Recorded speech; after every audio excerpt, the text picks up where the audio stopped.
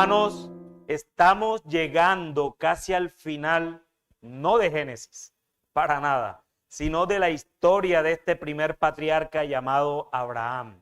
Hemos visto desde el capítulo 12 hasta aquí muchas cosas que el Señor nos ha permitido aprender a lo largo y ancho de este trayecto, pero también aplicar a nuestras vidas luego de pasar obviamente por el lente del Evangelio. Es increíble cómo Dios es el autor principal de toda esta historia, cómo su decreto se va desarrollando a través de esta y cómo usa causas secundarias para ir revelando lo que Él quiere revelar. Progresivamente, obviamente, la promesa dada a quién, recuerdan Génesis capítulo 3, versículo 15, dada a Adán y a Eva en el huerto del Edén. Eso es lo que Dios ha venido mostrando progresivamente. Hemos podido apreciar a través de la vida de Abraham cómo la soberanía de Dios es mostrada a pesar de Abraham mismo y teniendo la certeza absoluta de que Dios cumple sus promesas eternas. No hay ninguna duda para ello. Abraham, un hombre que fue llamado por Dios para que saliera de su tierra y de su parentela, que dejara a su familia. Y él obedeció sin preguntar nada y salió de allí con Sara y su sobrino Lot y obviamente con todos sus siervos y también sus bienes. Atendió el llamado de Dios, obedeció sin titubear. Creyó en Dios, pero a medida que iba pasando la historia, Abraham fue quebrantando su seguridad en Dios y comenzó a ceder la incredulidad. Primero, en la hambruna, ¿corrió para dónde? Corrió a Egipto. Y no solo eso, sino que dijo a Sarai que dijera que era su hermana para que no lo mataran. También su incredulidad se vio latente cuando creyó en la promesa de Dios. Sin embargo, quería resolver la promesa a su manera. Tal vez con su sobrino Lot, que él podría creer que fuera la promesa, o tal vez con su siervo Eliezer cuando él estaba con él, y aún más con Ismael, el hijo de Agar, cuando Sara le dijo que procreara con ella. Lo hermoso de todo esto es que Dios nunca estuvo fuera de esto. Él providencialmente revela lo que hay en el corazón de Abraham y aún de Sara para mostrar su propia gloria a través de su amor y que las cosas se hacen donde quiere y con quien Él quiere. Una prueba más, como la cereza del pastel, Dios le pide a Abraham que sacrifique a su hijo. Pero este, ya fortalecido en la fe que le fue contada por justicia, pudo confiar de una manera absoluta en el Dios que le dio a Isaac, de una mujer que ya no podría tener hijos. Él sabía que para Dios no había nada imposible y si lo sacrificaba, Dios lo devolvería aún de entre los muertos si era necesario. Ya era un Abraham diferente, un Abraham que había madurado en su fe y que ahora sí tenía la certeza del Dios de gloria. A este Abraham, el mismo que a esta altura confiaba plenamente en el Dios de gloria, se le muere la esposa Sara. Fue sepultada en la cueva de Macpela. ¿Y ahora qué iba a pasar con Abraham? ¿Qué pasó con la descendencia? Pareciera que todo estaba acabando y Abraham no ve cerca la descendencia prometida. Ha quedado solo. Bueno, es en este momento que nos encontramos en este versículo 1 que leí al inicio. Abraham era viejo, entrado en años, y el Señor, dice la Escritura, había bendecido a Abraham en todo, absolutamente en todo. Ya era viejo, entrado en años, confirma la Escritura. Pero también nos afirma el autor que Abraham había sido bendecido en todo por el Señor. Abraham era un agente pasivo. No había hecho nada, o más bien, si hubiese sido por causa de lo que había hecho Abraham, las bendiciones no hubiesen llegado jamás, sino al contrario, tal vez fueran maldiciones por toda la desobediencia de este primer patriarca. Así se nos llega a narrar este capítulo 24, el cual es la historia de un mismo evento más largo quizás de toda la Biblia. Y al igual que los 23 capítulos ya expuestos, el protagonista es el mismo. El protagonista de esta historia del capítulo 24 es el mismo de los últimos 23 capítulos que hemos estudiado. No es Abraham, no es el siervo, que es el personaje quizás que más aparece en toda esta narrativa del capítulo 24. No es Rebeca, no es Labán, no es siquiera el padre de Labán, no es su madre y ni siquiera, hermanos, es el mismo Isaac, el protagonista de esta historia. El protagonista de esta historia, así como también de toda la era de la humanidad, es Dios mismo mostrando su providencia a través de eventos temporales para llevar a cabo propósitos eternos. Es Dios mostrando su providencia a través de eventos temporales para llevar a cabo sus propósitos eternos. Y el día de hoy veremos en nuestro sermón dominical, el cual es titulado Cuando el Dios de los cielos jura por sí mismo, como la base fundamental de este relato, quien es Dios, es soporte de estos dos personajes, Abraham y el siervo. Y quiero que veamos este sermón a la luz de tres encabezados. Cuando el Dios de los cielos jura por sí mismo, en primer lugar, persuadimos a otros. Eso lo vamos a ver de los versículos 2 al 4. En segundo lugar, cuando el Dios de los cielos jura por sí mismo, creemos en su promesa, versículos del 5 al 7. Y cuando el Dios de los cielos jura por sí mismo, en tercer lugar, esperamos su voluntad. Versículos del 8 al 9. Lo que veremos en estos versículos de hoy es una repetición importante acerca del juramento. Y los que estuvieron aquí el día jueves, cuando nuestro hermano Juan Camilo enseñaba, pueden darse cuenta que nos hubiésemos puesto de acuerdo, pero no. Era lo que tocaba del texto de Génesis y era lo que tocaba del texto de Santiago. Pero es interesante notar quiénes son los que juran o de quiénes son dichos juramentos para poder establecer la base fundamental de este relato. Comencemos en nuestro primer punto, cuando el Dios de los cielos jura por sí mismo, persuadimos a otro. Versículos del 2 al 4. Dice así la Escritura: y Abraham dijo a su siervo, el más viejo de su casa, que era mayordomo de todo lo que poseía: te ruego que pongas tu mano debajo de mi muslo y te haré jurar por el Señor, Dios de los cielos y Dios de la tierra, que no tomarás mujer para mi hijo de las hijas de los cananeos, entre los cuales yo habito, sino que más bien que irás a mi tierra y a mis parientes y tomarás mujer para mi hijo Isaac. La elección de esposa para Isaac es fundamental para la continuación del pacto, ya que provee seguridad de que la descendencia permanece dentro del propósito del pacto. Según la costumbre de la época, los padres debían hacer los arreglos para proveer cónyuge a sus hijos. ¿Cómo han cambiado los tiempos? En la ausencia de Sara, Abraham toma la iniciativa motivado por tres razones. Primero, era ya anciano y debía hacer los preparativos propios para la continuación de la descendencia prometida por Dios. Segundo, Isaac ya tenía 40 años, y eso lo podemos ver en el capítulo 25, versículo 20. Edad ideal en aquella cultura para formar hogar. Ya en el capítulo 26 también vemos cómo a los 40 años entonces se casaban. Y en tercer lugar, se debía garantizar que la elección de la esposa de Isaac estuviera dentro de los mismos términos de la promesa del pacto. Y esto es importante.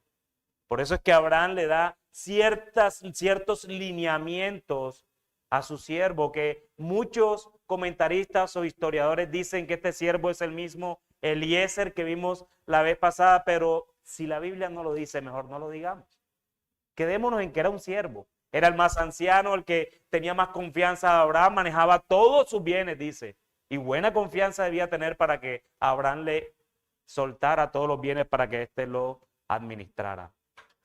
En la elección de esposa se combinan perfectamente estos elementos. Uno de los elementos más importantes es una dependencia total en la dirección divina. Abraham hace jurar a su siervo de confianza, quien ha de buscar esposa por Jehová, Dios de los cielos.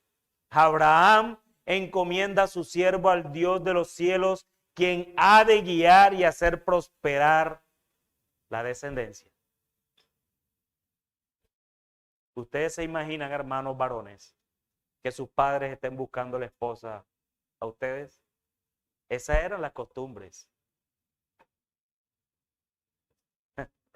Sería un show en el siglo XXI. No, papi, esa no. No, esa no. Vemos entonces cómo Abraham le dice a su siervo, el más antiguo, el viejo, que coloque su mano sobre el muslo de Abraham. Muchos eruditos históricos coinciden a que el muslo es un eufemismo, palabra más suave, es decir, una palabra más suave para no decir otra un poco brusca, y hace más bien referencia es a los genitales, dado que se trata del pacto por el cual vendría la simiente santa. Lo cierto es que hacía falta un juramento que se relacionara con el pacto de circuncisión, por cuanto la esposa de Isaac no sería una madre ordinaria, sino más bien la madre de la línea por la cual vendría la promesa de Dios al mundo. No era cualquier mujer la que este siervo iba a buscar. Era la mujer en esa época. Ya había muerto Sara, que era la primera, tal vez Eva antes, pero ahora el siervo tendría que buscar la mujer que iba a seguir con la descendencia. Tremenda tarea y tremenda responsabilidad en manos de un siervo.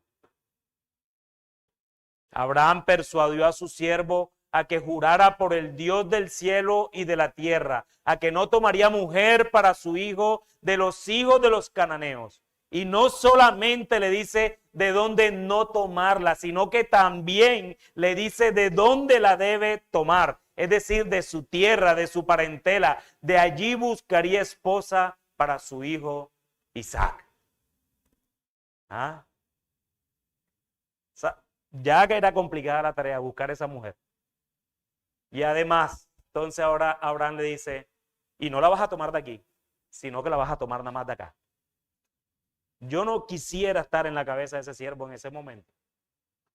Tremendo mandato, pero cerrado para ese siervo. No la tomes de este lugar, sino nada más de este. Pero la base a esta demanda de Abraham a su siervo y la base de la persuasión era que éste jurara por el Dios de Abraham, Dios de los cielos y Dios de la tierra. La palabra del siervo no era suficiente. Abraham quería que él jurara por su mismo Dios, por el dueño de toda la creación, por el que había sacado a Abraham de la misma parentela a donde enviaba a su siervo, con la firme convicción que allí encontrará la esposa para su hijo Isaac. Para Abraham lo único que era aceptable es que su siervo jurara por su mismo Dios, el Dios todopoderoso que cumple su promesa más allá de él. No jures por mí, yo no valgo nada. Jura por el Señor de los cielos y el Señor de la tierra, de que irás solamente allá a buscar la esposa para mi hijo Isaac. La posición del siervo no debió ser nada fácil al mercado cerrado que Abraham le estaba ordenando para buscar esposa para Isaac. También tenía que sumarle que la debía tomar de una familia, además. a mi tierra y a mi parentela, a mis parientes, el cual él siendo siervo quizás no tenga poder incluso para hacerlo. ¿Cómo ese siervo se iba a presentar a esa familia y decir, me la llevo? ¿Ustedes se imaginan eso? Me la llevo porque sí. Me la llevo porque sí, porque Abraham dijo que me la llevara. ¿Ah?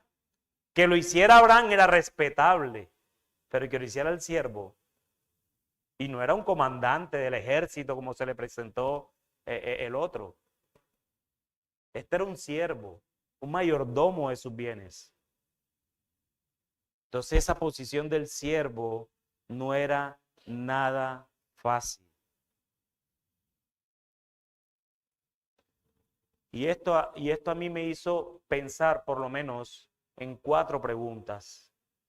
¿Será o podrá el criado encontrar una joven adecuada? Si lo hace, digamos que lo hace, ¿estará su familia dispuesta a dejarla ir a un país lejano para casarse con un extraño? ¿Estará Rebeca, que es la que vamos a ver más adelante seguramente, dispuesta a ir de inmediato? ¿O estará Isaac, después de que ya todo se arregló, que llegue a donde su futuro esposo, estará dispuesto Isaac a casarse con esta novia a la cual ni siquiera había visto nunca en su vida? Jóvenes que no se han casado, ¿ustedes se casarían así?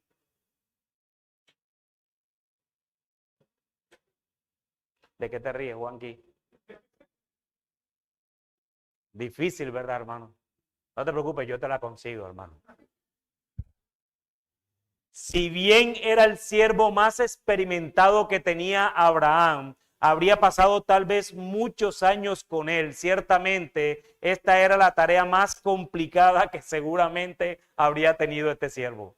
No era administrarle las cosas a Abraham, sino esta. Se trataba nada más y nada menos de buscar la esposa de Isaac, por medio del cual habría una descendencia prometida por Dios, una descendencia de donde vendrían siglos más tarde, más adelante, la simiente prometida a Adán y a Eva en el huerto. Tremenda tarea tenía este siervo.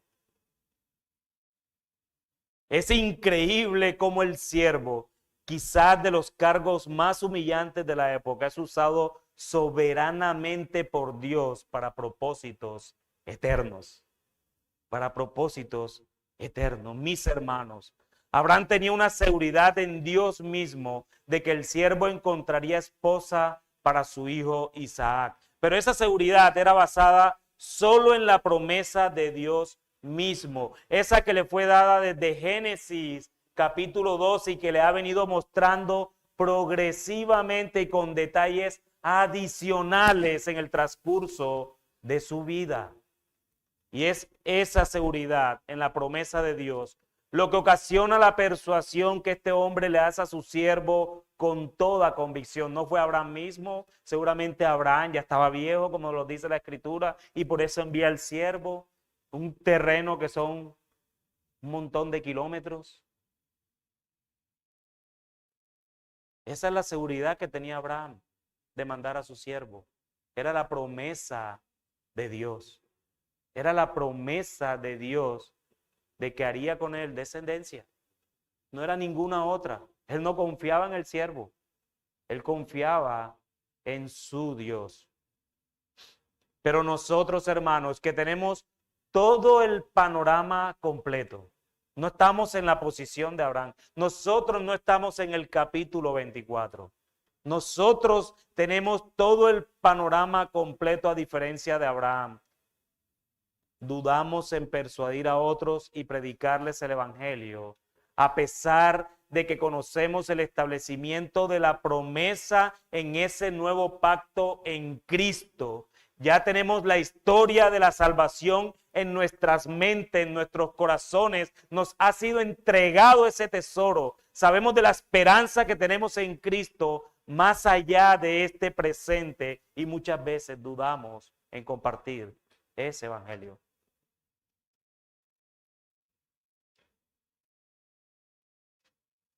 Persuadimos menos de lo que queremos Y siempre va ligado a eso cierto temor de rechazo.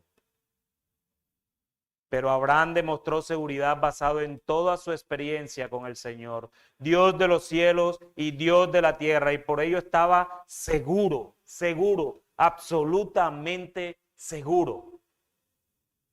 Este no es el Abraham que titubeaba. Este no es el Abraham que iba a Egipto. Este fue el Abraham que estuvo dispuesto a sacrificar a su hijo con el cuchillo, confiando en el Dios Todopoderoso, que se lo regresaría de la muerte a vida si era necesario, porque ya él tenía su esperanza puesta en Dios, absolutamente.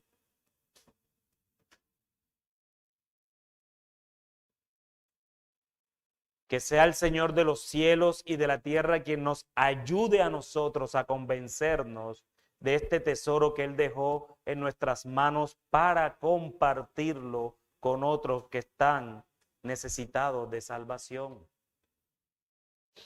Pero en medio de esto, también me sorprende la reacción del siervo, que en vez de titubear por la inseguridad que le puede estar pasando por su mente, de la posibilidad que le da Abraham para conseguir esposa a Isaac, es muy pequeña, a pesar de eso, él confía en su amo. Su amo lo encomienda y le pide que jure en nombre de su Señor, Dios de los cielos y Dios de la tierra. Y en medio de todo, el siervo contesta de una manera inesperada, con una inquietud también. Yo todavía no voy a jurar, espérate que te voy a hacer una pregunta. Yo todavía no juro. Pero Abraham repela contundentemente a la inquietud de su siervo. Y es esto lo que nos lleva a nuestro segundo encabezado. Cuando el Dios de los cielos jura por sí mismo, creemos en su promesa. Creemos en su promesa. Versículos del 5 al 7.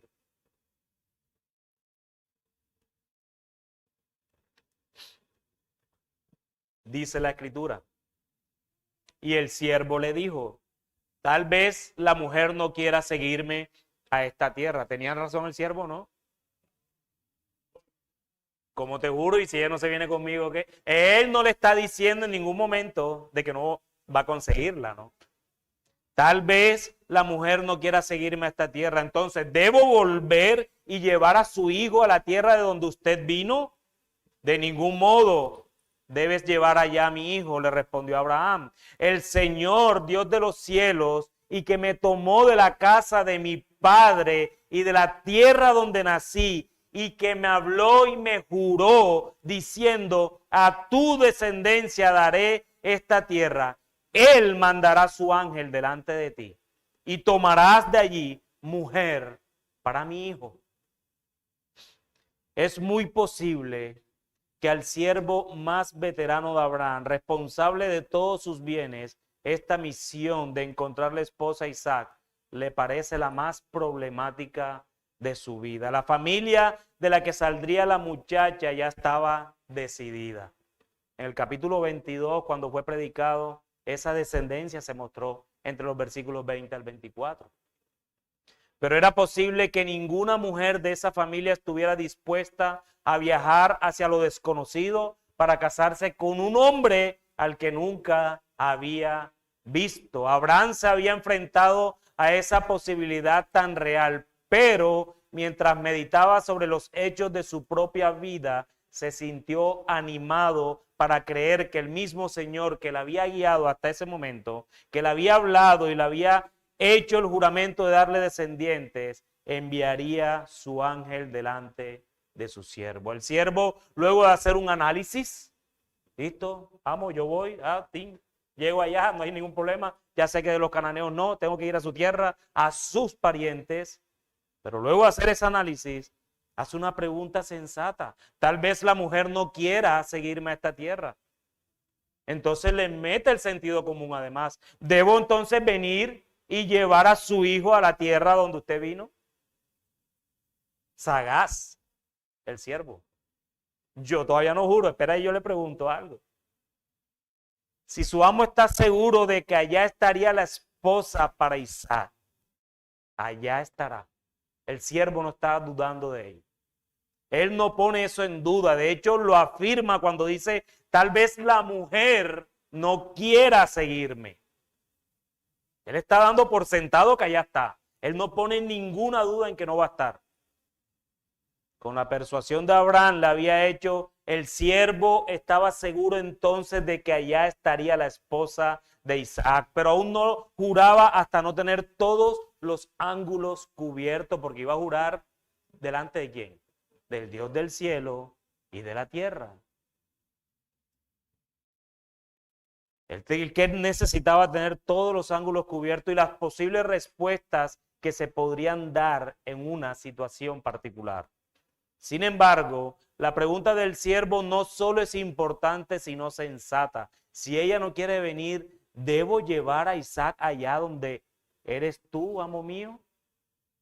Pero la respuesta de Abraham no se hizo esperar y fue rotunda.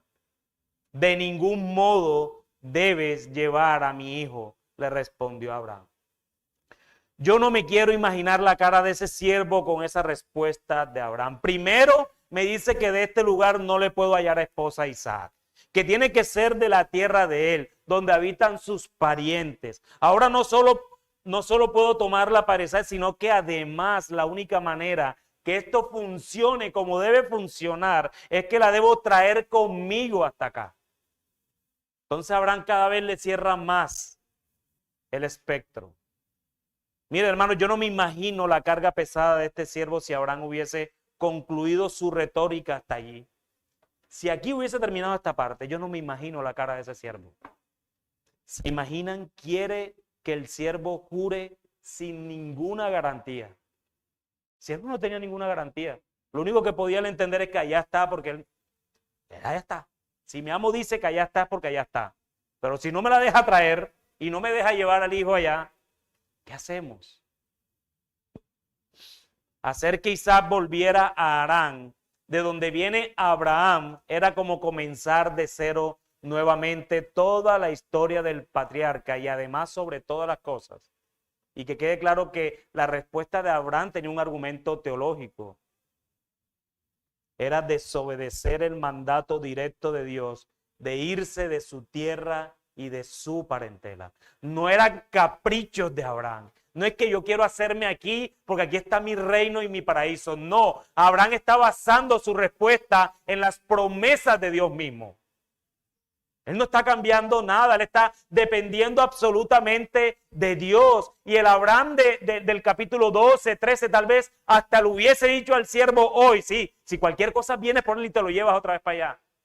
Pero no, Abraham ya estaba descansando absolutamente en la promesa de Dios. Y Dios lo había sacado de allí y lo dijo que lo ubicaría allí y allí iban a ser la descendencia.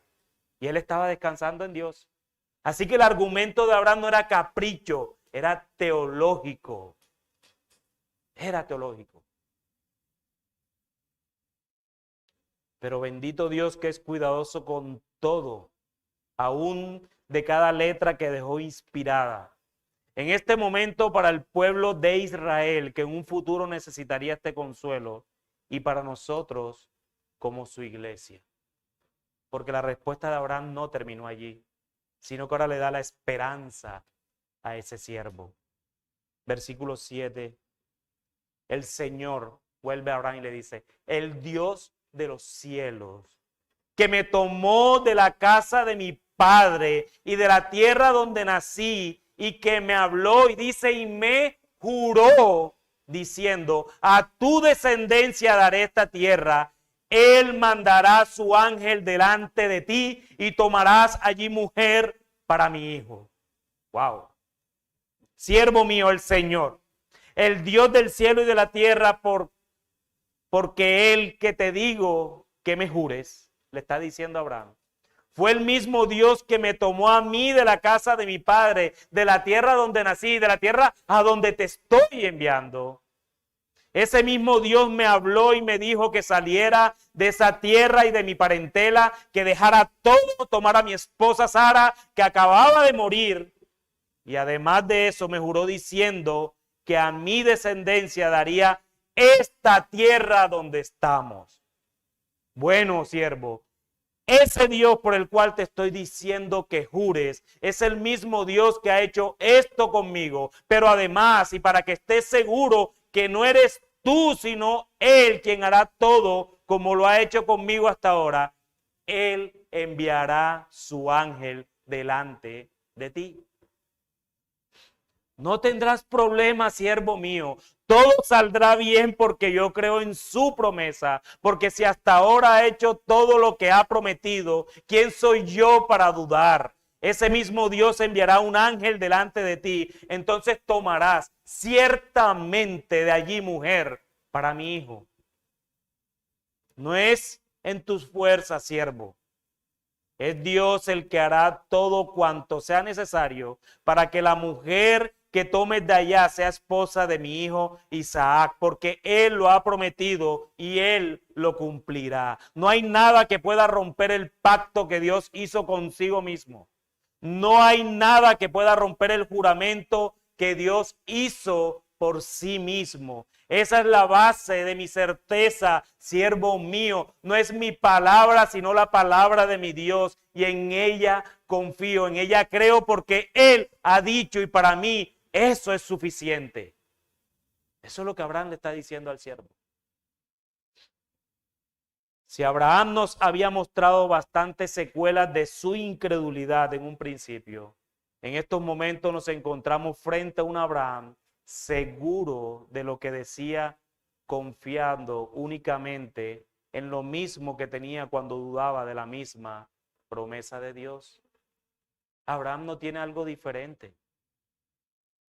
No es que Dios haya cambiado o mejorado la promesa a Abraham, volviéndolas más atractivas. No, era Abraham quien había comprendido quién era él y quién es su Dios. Eso es lo que estaba pasando. De la misma manera debemos andar nosotros, amados hermanos. Cuando vemos ese juramento por sí mismo, cumplido en la promesa de Cristo, nuestro corazón no debe albergar dudas o incertidumbres más allá de la situación donde cada uno de nosotros estemos. Nosotros como hijos ya tenemos la posición legal delante de Él y firmado con sangre del Cordero inmolado. Ya no es una promesa, es un hecho.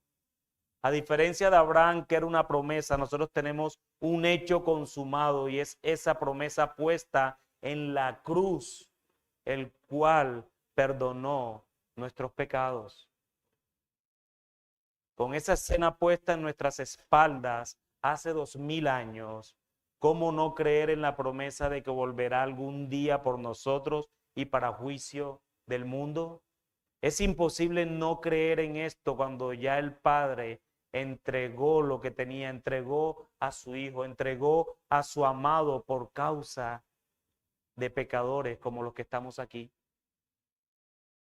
¿Cuánto nos falta, amados hermanos, en que esa verdad atraviese nuestras almas todos los días y descansar en el soberano que lo prometió? ¿Cuántas veces queremos resolver esos problemas con nuestras propias fuerzas? Y no es que tengamos que imitar a Abraham en esto, sino que debemos confiar, y escuchen bien, hermanos, debemos confiar en el mismo Dios de Abraham, quien es inmutable, no cambia y por lo tanto, Él hará. Él hará. Este es el mismo Dios de hoy. No es que el Dios del Antiguo Testamento era uno y el Dios del Nuevo Testamento es otro. Eso es herejía. Es el mismo Dios de Adán, el mismo Dios de Enoc, el mismo Dios de Noé, el mismo Dios de Abraham, el mismo Dios de Isaac, el mismo Dios de Jacob, el mismo Dios de José, el mismo Dios de Moisés, y así súmele el mismo Dios de Pablo, de Pedro, de Juan, el mismo Dios de Calvino, de Lutero, es el mismo Dios nuestro. Sin embargo, mis hermanos, este Abraham que seguramente dejó sin argumento alguno a su siervo para que jurara por el mismo Dios Altísimo, Dios del cielo y de la tierra, Dios de la promesa, y que juró por sí mismo. A pesar de eso, a pesar de todo, Abraham le deja la puerta abierta a su siervo para igual descargarlo de la responsabilidad. Porque Abraham no confiaba en el siervo, confiaba en Dios, que enviaría a su ángel delante del siervo. Y es eso lo que nos lleva a nuestro tercer encabezado. Cuando el Dios de los cielos jura por sí mismo, esperamos su voluntad. Esperamos su voluntad. Versículos 8 y 9 dice, si la mujer no quiere seguirte de todos modos, ya respondiendo tu pregunta, si la mujer no quiere seguirte, quedarás libre de este mi juramento, solo que no lleves allá a mi hijo. Es la única condición que deja Abraham para el siervo. El siervo entonces, alegremente me imagino, puso la mano debajo del muslo de Abraham, su señor, y le juró sobre este asunto. Abraham le dice que jure, y hasta el último versículo es que el siervo jura. Pero Abraham y el siervo estaban descansando en el juramento de Dios mismo, en ningún otro. Claro, cuando Abraham me la pone así, ya es más fácil. Ya es más fácil. Abraham no estaba descansando en la habilidad del siervo de conseguir esposa para Isaac. Abraham no estaba descansando en las maniobras que este siervo podría hacer. Abraham no estaba descansando en los bienes que mandó con su siervo para la familia de la joven que se vendría con él como dote por causa de ella y entregársela a su hijo. Abraham no estaba descansando en nada de eso. Abraham no descansaba en el poder que tenía como patriarca reconocido en toda la región y los lugares aledaños. Abraham no descansó en que eran familiares de él y por eso sería fácil entonces esta transacción. No. Era tanta la confianza de Abraham que solo descansaba en la voluntad divina, solo descansaba en el pacto que Dios hizo con él, descansaba en el juramento que Dios hizo consigo mismo, esperaba en su soberana voluntad y en más nada. Para Abraham era suficiente la voluntad de Dios, porque su voluntad es perfecta, es agradable y es justa, y eso es suficiente para Abraham. Y por ello le dice al siervo, si la mujer no quiere seguirte, quedarás libre de este mi juramento. Solo lo único que te voy a pedir es que no lo lleves contigo allá, Harán. No es tu responsabilidad, siervo mío, porque Dios es soberano. Su ángel va delante de ti. Así que tú solo eres un instrumento en manos de un Dios omnipotente, un Dios soberano, un Dios que cumplirá porque me lo juró. Porque Él lo juró. Tú solamente eres un instrumento. No cumplirá porque me lo merezco, no cumplirá porque soy mejor que tú, siervo mío. Él cumplirá porque es fiel a su promesa y por lo tanto yo te libero de este mi juramento. Lo único que no puedes hacer es llevar a mi hijo allá, porque Dios cumple sus promesas conforme a como Él lo ha estimado, de ningún otro modo. Y Él me sacó de allí y por lo tanto la promesa no se desarrollará allí, sino acá, donde me prometió que me haría descendencia, en la tierra que Él me mostró. Así que no lleves allá a mi hijo. Y después de todo esto, solo pudo haber una respuesta posible a todo esto. Dejó al siervo, o sea, no había una manera en que el siervo no jurara entonces. No la consigas aquí, consíguela allá. Si no quiere venir, no lleves a mi hijo. Pero yo todo esto te lo digo, es porque mi Dios va a enviar un ángel delante de ti y todo va a cumplirse. El siervo puso la mano debajo del muslo de Abraham, su señor, y le juró sobre ese asunto. No había una respuesta diferente del siervo. El siervo puso su mano y aceptó jurar de la manera como Abraham se lo indicó. Entre la demanda de Abraham de que el siervo jurara y el juramento del siervo tuvo que haber ocurrido algo extraordinario. Y es nada más y nada menos que Dios había jurado por sí mismo, y eso es suficiente. Eso es suficiente. Por eso el ángel del Señor iría delante del siervo, porque su juramento es suficiente. Tan suficiente es que dejó sin ninguna otra respuesta posible al siervo, sino atender a su amo de la manera como su amo se lo demandó o se lo encargó. Mis hermanos, a menudo esperar la voluntad de Dios no nos gusta. No nos gusta. De hecho, somos tan impacientes que queremos hacer la que creemos que es la voluntad de Dios a nuestra manera. Eso pasó con Abraham repetidas veces, como lo vimos al inicio. Sin embargo, a pesar de nosotros, Dios soberanamente utiliza cualquier circunstancia en favor a sus santos propósitos eternos. No importa por lo que tú estés pasando, no importa el problema que tú tengas, no importa la lucha con tu pecado. El Señor utiliza cada uno de esos eventos para sus propósitos eternos. Sus propósitos son superiores a los nuestros. Y debes tener eso siempre en tu mente y en tu corazón. Muchas veces esos propósitos son para edificarnos, pero otras veces, hermanos, y óigase bien, otras veces, y son la mayoría de veces, son para humillarnos, para que tú y yo seamos humillados, porque necesitamos ser humillados siempre, porque siempre queremos ser como Dios, desde Adán y Eva. Serás como Dios. Satanás te sigue diciendo en la oreja, serás como Dios. Así que hazlo a tu manera, que esa es la promesa que Él te dio. Así que benditas sean todas las humillaciones que Dios nos dé. Bendito sea el Dios que nos humilla todos los días. Porque sabemos que esas humillaciones, lo único que están ocasionando en cada hijo suyo es parecernos más al que se humilló sin necesidad, a Cristo mismo.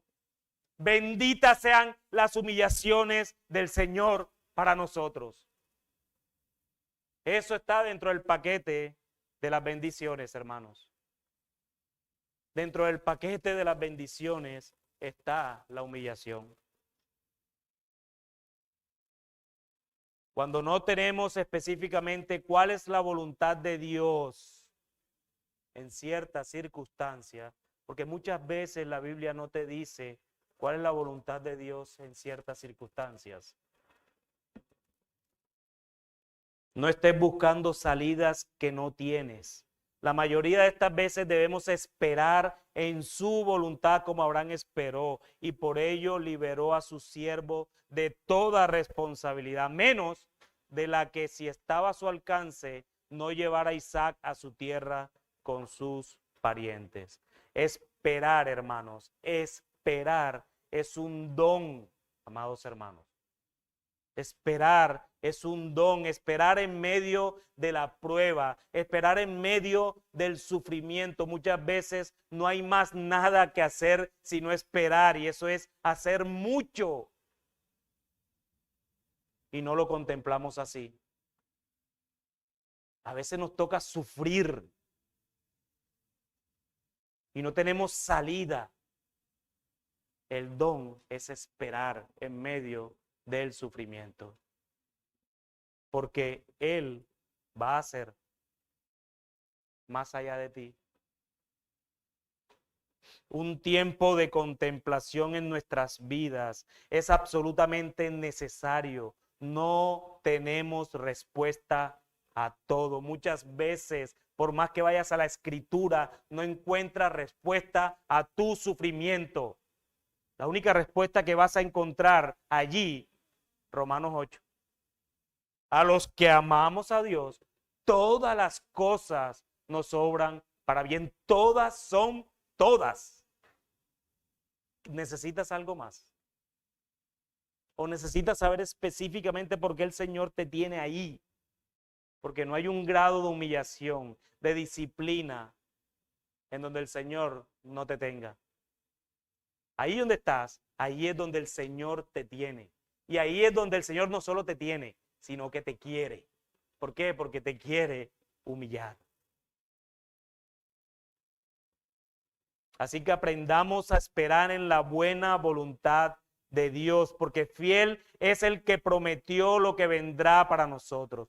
Ánimo, hermano, ánimo. Tienes de tu lado todo lo que necesitas. Tienes al Cristo resucitado, quien te rescató de tus pecados, y tienes su promesa de que algún día volverá y estará con nosotros eternamente y para siempre. No hay mayor esperanza para el creyente que saber que estará con su Salvador algún día. Y esa es la esperanza que nos ayuda a enfrentar el día a día en nuestras vidas, hermanos. Ánimo, amados hermanos, ánimo. El que lo juró, lo cumplió. No hay nada que nos haga dudar de que volverá algún día por nosotros.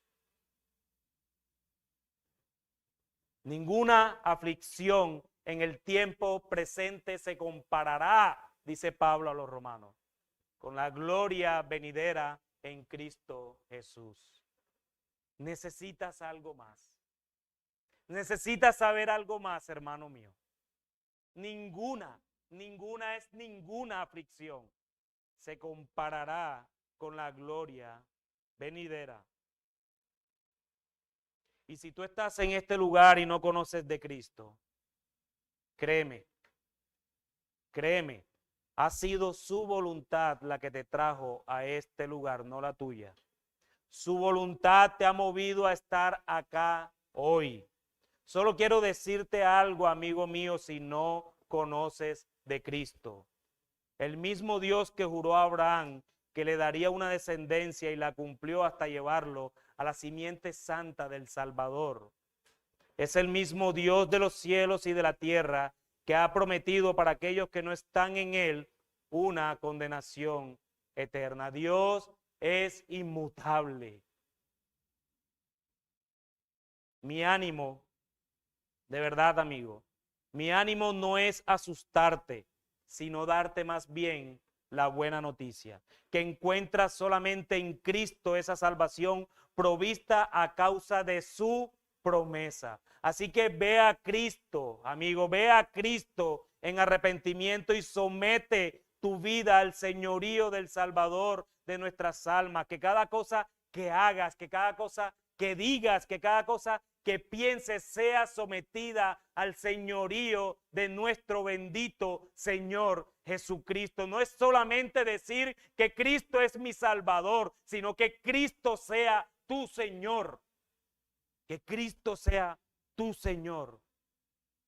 Volvernos amorosamente esclavos de Cristo nos liberta de la esclavitud del pecado. Suena incoherente, pero es una realidad. Volvernos amorosamente esclavos de Cristo nos liberta de la esclavitud del pecado. Así que, amigo, ve ahora a Él porque no sabes cuándo vas a atravesar esa línea delgada de la vida a la muerte. Solo Dios lo sabe. Ninguno de los que estamos en este lugar podemos darte ni el día ni la hora, ninguno. Pero sí podemos darte la esperanza que tu vida y tu alma necesita, porque Él no rechaza ningún corazón contrito y humillado. Que el Señor bendiga su palabra. Amén.